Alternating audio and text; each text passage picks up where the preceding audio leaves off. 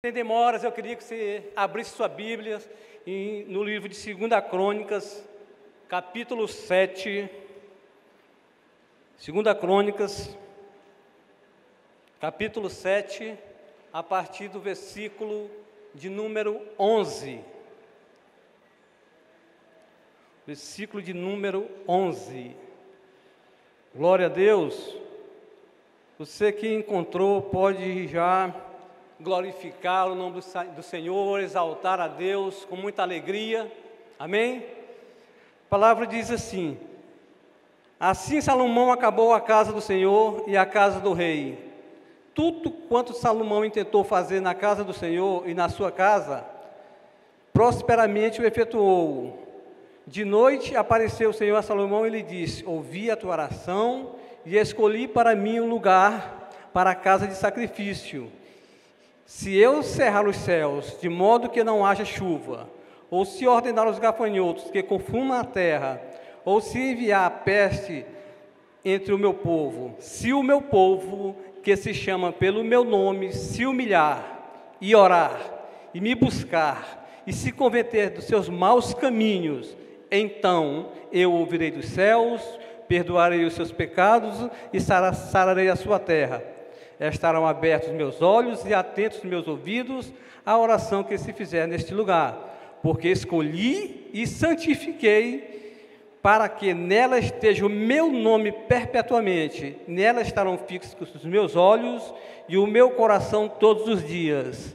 Quanto a ti, se andares diante de mim, como mandou Davi, teu pai, e fizeres segundo tudo que te ordenei, e guardares os meus estatutos e os meus juízos, também confirmarei o trono do teu rei, segundo a aliança que fiz com Davi teu pai, dizendo: te não faltará sucessor que domine Israel.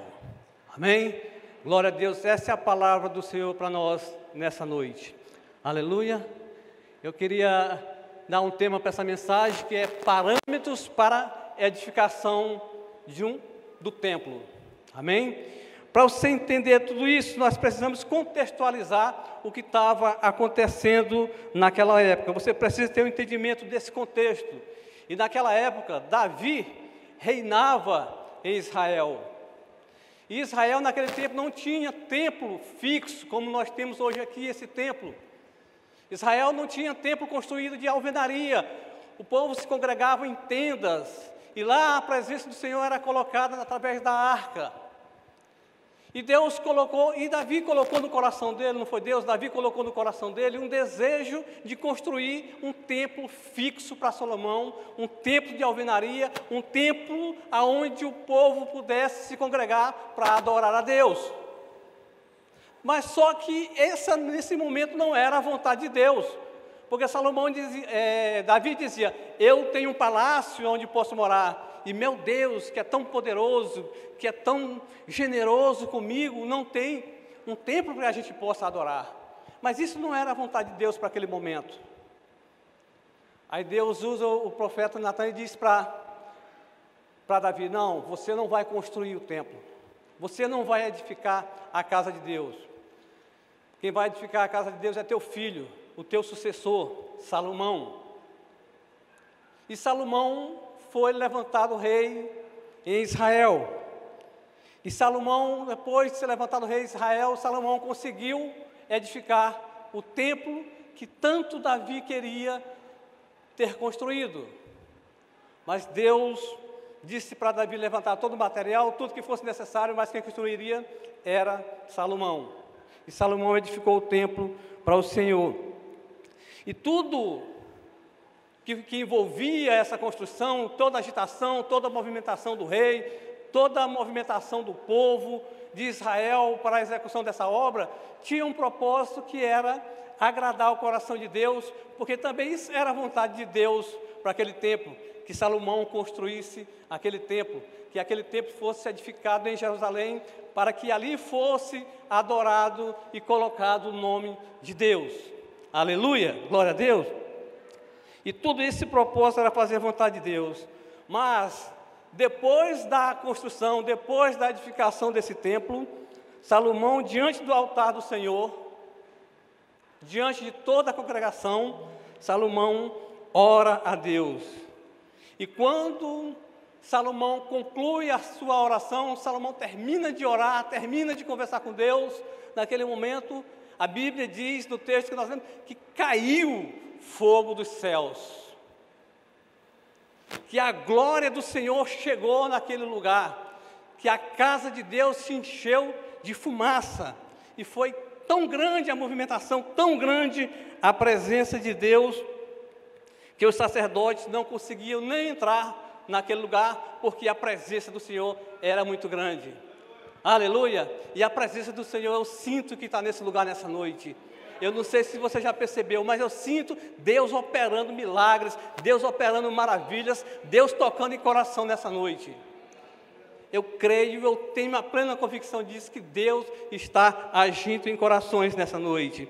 Assim como agiu diante do coração daquele povo naquele dia. E aquela casa cheia de fumaça, aquela casa cheia da presença de Deus, o povo começou a se curvar, o povo começou a se prostrar diante de Deus em adoração, em gratidão, em louvor à presença de Deus. Eles estavam felizes, eles estavam satisfeitos, eles estavam alegres, porque ali tinha uma presença que eles nunca tinham tido. Eles nunca tinham visto aquilo, algo sobrenatural, como estava acontecendo naqueles dias. E eles se alegraram. A Bíblia diz que eles festejaram aquela consagração do templo, aquele momento por 7 dias. Foi muita festa, foi muita alegria. Eles contemplaram a presença do Senhor, eles contemplaram a glória do Senhor. E é impossível, meu irmão, você diante da glória de Deus, diante da presença, ficar triste, ficar parado, ficar desmotivado. Diante da presença do Senhor há uma alegria, porque a Bíblia diz que há na presença do Senhor a fartura de alegria. E aquele povo estava muito alegre, aquele povo estava celebrando, aquele povo estava jubiloso, porque Deus estava expressando a sua vontade de habitar no meio do seu povo. E essa vontade foi aceita, a oferta e o esforço do povo de Israel, Deus recebeu, quando diz no versículo 12, ouvi a sua oração e escolhi este lugar para mim, como templo para sacrifícios. Só que diante dessa alegria, diante dessa manifestação, diante de toda essa contemplação, Deus chega para Salomão e fala, demonstrando o desejo de abençoar, Deus fala para Salomão, Salomão, eu quero proteger esse povo, eu quero guardar esse povo, eu quero ser o escudo, como foi cantado aqui, desse povo, eu quero ser o porto seguro, eu quero ser toda a segurança desse povo, mas é necessário que haja uma total dedicação desse povo para comigo. Eu preciso colocar alguns parâmetros para que esse povo permaneça na minha presença, para que esse povo possa ter um relacionamento comigo, para que esse povo possa ser guardado e protegido comigo. As coisas não podem ser só por essa movimentação, só por essa alegria. E eu preciso colocar, porque nosso Deus é um Deus verdadeiro, é um Deus zeloso, é um Deus que se preocupa, é um Deus que cuida de você nos mínimos detalhes. A Bíblia diz que quando você está dormindo, Ele está velando, Ele está preparando por você. A Bíblia diz que Ele é nosso escudo, que 1000 pode cair ao nosso lado, 10.000 à nossa direita, e nós não seremos atingidos. Ele diz que ainda que a gente ande pelo vale da sombra da morte, a sua vara, o seu cajado nos sustenta e nos consola. Ele é que nos leva às águas tranquilas, à parte verdejante. Ele é que refrigera a nossa alma. Então é um Deus muito zeloso, é um Deus que se preocupa, é um Deus que diz, não temas, porque eu sou contigo, não te espante, porque eu sou teu Deus. Mas para tudo isso, há parâmetros que Ele colocou diante de ti. E Ele fala para Salomão, no versículo 14, colocando algumas condições, que são esses parâmetros que nós vamos estudar. Ele diz, se o meu povo, que se chama pelo meu nome, se humilhar, e orar, e buscar a minha face, e se arrepender dos seus maus caminhos, então eu ouvirei dos céus, perdoarei os seus pecados e sararei a sua terra. Estarão abertos meus olhos e atentos meus ouvidos à oração que se fizer neste lugar. São condições, são parâmetros que ele colocou. Salomão, a festa está muito boa, esse tempo está maravilhoso, eles desfrutaram da minha presença, mas para que eles continuem na minha presença e eu continue sendo a proteção deles, sendo a segurança deles, é preciso que haja esse compromisso. É preciso que eles andem debaixo dessa proteção. Se você ver no versículo 16, ele diz: porque agora escolhi e santifiquei esta casa para que meu nome esteja perpetuamente nela. Estarão fixos os meus olhos e o meu coração todos os dias. Aleluia. E esses foram os parâmetros, os princípios, as condições que Deus colocou diante de Salomão para que a cobertura de Deus permanecesse. Mas nós precisamos entender uma coisa. A Bíblia diz em Atos, capítulo 17, versículo 24, que Deus, que fez o mundo e tudo que nele há, sendo o Senhor dos céus e da terra, não habita em templo feito por mão de homens. Nós precisamos entender que tudo isso que aconteceu foi para aquela geração, para aquele tempo. Porque hoje Deus mora dentro de você. E todos esses parâmetros vão servir não para aquela geração, mas para a nossa geração, mas para mim, mas para você. Ele passou para aquela geração. Mas como a Bíblia ela não tem data de validade, não tem prazo de vencimento, ela é eterna todo o tempo, ela é a mesma Bíblia, diz que passa os céus e a terra e a palavra não muda, que ninguém consegue acrescentar uma vírgula sequer. A mesma palavra, o mesmo Deus que operou naquela época, na edificação daquele templo, Ele está operando nesse dia, na edificação desse templo que é você, que somos nós. Porque a Bíblia diz: não sabeis vós que sois templo de Deus, que sois Espírito de Deus habita em vós? Se alguém destruir o templo de Deus, Deus destruirá, porque o templo de Deus, que sois vós, é santo. Perceba o cuidado de Deus com o templo dele, o cuidado de Deus com você. Ele diz que se alguém destruir, Ele destruirá, porque esse templo é santo. Você é santo, você foi escolhido, você foi separado. Você pode glorificar a Deus por isso? E se você faz parte desse povo que clama pelo nome de Deus, esses parâmetros são fundamentais para a edificação do seu templo, a edificação da sua vida. Amém?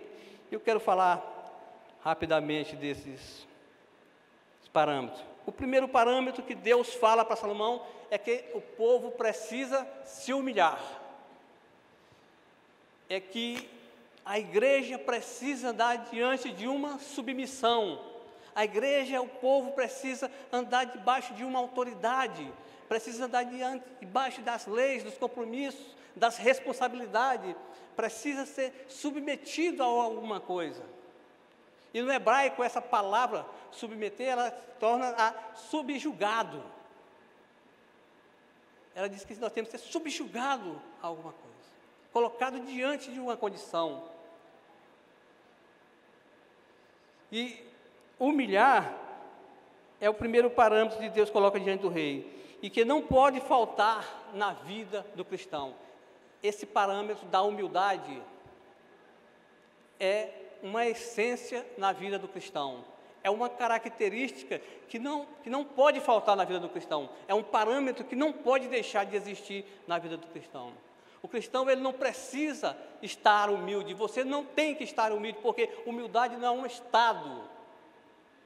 Humildade não é um momento. Hoje eu resolvi ser humilde, hoje eu quero ser humilde. Não, humildade é a essência. Você precisa ser humilde, independente de como e onde você estiver. Independente de onde e como você se encontra. Humildade é um parâmetro que alegra o coração de Deus. É um parâmetro que faz com que Deus olhe para você de uma forma diferenciada. A Bíblia diz que Deus rejeita aos soberbos, mas exalta os humildes. A Bíblia fala lá em 1 Pedro capítulo 5, versículo 5, diz que sujeitai-vos debaixo da poderosa mão de Deus, humilhai-vos debaixo da poderosa mão de Deus, para que em um tempo oportuno Ele vos exalte, porque os humilhados serão exaltados. Você percebe que José, o quanto José foi humilhado naquele tempo, e onde Deus colocou José? Você percebe Davi, como foi a vida de Davi quando foi ser escolhido rei? Davi estava por trás das malhadas, mas em um tempo oportuno, Deus exalta Davi. Ei, eu não sei como você se sente, mas se submeta debaixo da poderosa mão de Deus, que em um tempo oportuno Deus te exaltará. Aleluia! Porque Deus, Ele não tem prazer em ver o povo na soberba. A alegria do Senhor é que o povo viva de uma forma humilde. E a humildade não é um estado, como eu falei. Muitas das vezes as pessoas associam a humildade à pobreza, à miséria, à simplicidade, à falta, à escassez. E humildade não é isso. Humildade é como você vive, como você se comporta diante de tudo. A mesma reação que você tem quando tem, seria a mesma reação que você teria quando não tem. Isso é humildade. E a Bíblia fala muito a respeito disso, porque quem vai te promover é Deus. Ele é que te tira do chaco de loto e te coloca em lugares altos, em lugares de príncipe. Não é o homem.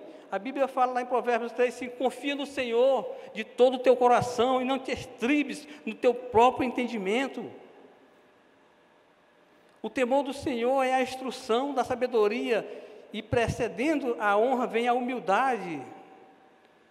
E o maior exemplo que nós podemos falar de humildade da face da terra, Jesus Cristo de Nazaré. É um exemplo que nós temos que nos espelhar, que nós temos que seguir. A Bíblia diz em Filipenses capítulo 2, de 6 a 8, diz que, sendo em forma de Deus, não teve por usurpação ser igual a Deus, mas esvaziou-se de si mesmo, tomando a forma de servo, fazendo-se semelhante aos homens, e achando na forma de homem, humilhou-se a si mesmo, sendo obediente até a morte e morte de cruz. Jesus se humilhou, se entregou, para que você pudesse ter vida. Como é que nós queremos ser tão arrogantes, tão prepotentes, tão soberbos, onde Jesus, Deus, a pessoa mais importante do universo, do mundo, se humilhou para que você pudesse viver, para que nós pudéssemos viver. Humildade não é estado, humildade é a vivência, é como você vive. É uma característica que você carrega. Não temos que estar humilde, precisamos ser humilde. Você percebe que Naamã era um general, e Naamã era soberbo. Você percebe que Saul, rei, perdeu o reinado por causa da soberba. A soberba te para, queridos, mas a humildade te avança. Muitas das vezes você não está conseguindo avançar na sua vida, seja ela profissional, seja ela ministerial, seja como ela que for. Muitas das vezes você não está conseguindo avançar, porque simplesmente você está dizendo que Deus está te parando. Aliás, que o diabo está te parando, e muitas das vezes não é o diabo parando, é Deus colocando a mão por causa da soberba, está dizendo, daqui você não vai, enquanto você não se humilhar, debaixo da minha poderosa mão, debaixo da minha vontade, para que eu possa te exaltar. Aleluia. Aí Deus disse para Salomão, pois é, Salomão, se o povo não se humilhar, eu não guardo, eu não protejo, não tem como. Mas também eles não precisam apenas se humilhar, eles precisam orar também. E a gente não precisa falar muito de oração aqui, porque o nosso tempo é pouco. Você conhece muito de oração, falar de oração aqui dá livros, como já tem muitos escritores aqui, graças a Deus, né, pastor? Em breve sairão livros com esses temas. Ele disse: se o meu povo orar não é usar de vãs repetições, como Jesus disse. A oração genuína brota do coração, é um relacionamento profundo e íntimo com Deus. A oração é o meio pelo qual nós nos relacionamos, nos comunicamos com Deus, colocando as nossas queixas, as nossas súplicas, as nossas intercessões, as nossas gratidões diante do Pai. É através da oração que você se comunica com Deus. É através da oração que Deus libera os acessos para você. É através da oração que Deus libera as bênçãos sobre a sua vida. É através da oração que Deus te dá autoridade para curar enfermos, para expulsar demônios. É através das orações que são ligadas na terra às suas petições. A palavra diz: o que nós ligarmos na terra será ligado nos céus, o que nós desligarmos na terra será desligado nos céus, porque isso dá uma autoridade. As nossas orações precisam ser regadas de fé, as nossas orações precisam ser cheias de convicção. Você não pode orar a Deus e questionar. Você não pode orar a Deus tendo dúvidas. A nossa oração ela tem que ser uma oração convicta, uma oração que fé. E fé é o firme fundamento das coisas que não se veem, mas a certeza que as tem. E gosto muito de falar de fé, que fé é quando você pega, você está viajando e liga para o seu filho e diz para o seu filho que comprou um presente para ele. Hoje, primeiro dizer que comprei uma bicicleta e tal, mas hoje em dia assim, comprei um iPhone de última geração para alegrar o coração do menino, né? Se você não comprar um iPhone de última geração, o menino não fica satisfeito. O menino já escolhe o celular que quer. O Júnior já está preparando ali o do Filipe. Aleluia. Pois é, aí o pai diz: meu filho, eu comprei um presente para ti. A primeira coisa que a criança sai, vai lá onde o colega diz: ei, eu tenho um iPhone. Cadê o teu iPhone? Não, está com o papai, ele ainda não trouxe. É, expressão de fé. Então, tudo que você precisa está na mão de Deus. Ele pode não ter entregue, mas está na mão de Deus. Você precisa acessar, através da oração, acessar o coração de Deus. Porque Deus, Ele sonda os nossos corações, Ele conhece. E a nossa oração precisa ser oração de coração, uma oração sincera. Porque Ele conhece o meu e o seu coração. O Salmo 109 diz que Ele sonda. Ainda que você desça no mais profundo do abismo, Ele vai estar lá sondando o seu coração. Ainda que você esteja no mais alto das alturas, Ele vai estar lá sondando o seu coração. Você não consegue sair da presença de Deus, porque Ele sonda o teu coração. Glória a Deus. Deus escuta as nossas orações e age ao nosso favor. Não foi assim com Salomão? Salomão não fez a oração sincera? Se você ler o capítulo 6 de 2 Crônica, vai ver a oração de Salomão, ele colocando todos os pecados, colocando todas as condições diante de Deus, colocando tudo que o povo poderia fazer, como poderia acontecer. Aí Deus chega para Salomão depois da festa, no momento da alegria: Salomão, eu ouvi as tuas orações. Não foi assim que aconteceu com Ana? Conhece a história de Ana? Ana orou e Deus ouviu a oração. Ana era humilhada. Deus exaltou Ana através daquele filho de Samuel. Aleluia. As nossas orações precisam ser intencional e intensas. A Bíblia diz que nós temos que orar sem cessar. É intensivo, é todo tempo. Em todo tempo. Falar em oração, como foi anunciado aqui, quero desafiar a igreja a participar dos turnos de oração. Seja intenso, seja intencional toda sexta-feira. Mude seu horário da academia. A gente, quando entra na academia, a gente sabe, marca aquele horário, é intencional, é objetiva. Assim também nós precisamos ser diante das coisas de Deus. Seja intencional no turno de oração, todas as sextas-feiras. Eu creio que Deus vai fazer grandes coisas na tua vida através dessas orações. Mas ele continua, ele diz: Salomão, o povo precisa se humilhar, o povo precisa orar, mas o povo precisa buscar a minha face, o povo precisa buscar a minha presença. Já que eu estou no templo, já que meus olhos estão aqui, eu preciso ter resposta do povo. Eu preciso que o povo me busque de uma forma sincera. A Bíblia diz que em Isaías 55, de buscar enquanto se pode achar, invocar enquanto ele está por perto, porque acontecerá o tempo, haverá um tempo que você vai buscar e não vai mais encontrar, e o tempo é agora. Buscai enquanto se pode achar, invocai enquanto ele está por perto. Jeremias 29:3, buscar-me-eis e me achareis quando buscar de todo o vosso coração. A face do Senhor é para ser buscada de uma forma de coração, de intensiva. Não é de qualquer forma. Você tem que se dedicar, sabe? Buscar essa com intensidade, tornar íntimo de Deus. Buscar o reino de Deus, buscar primeiro o reino de Deus e sua justiça, e tudo que você precisa será acrescentado. Não tudo que você necessita será acrescentado, não tudo que você quer, pode até que aconteça.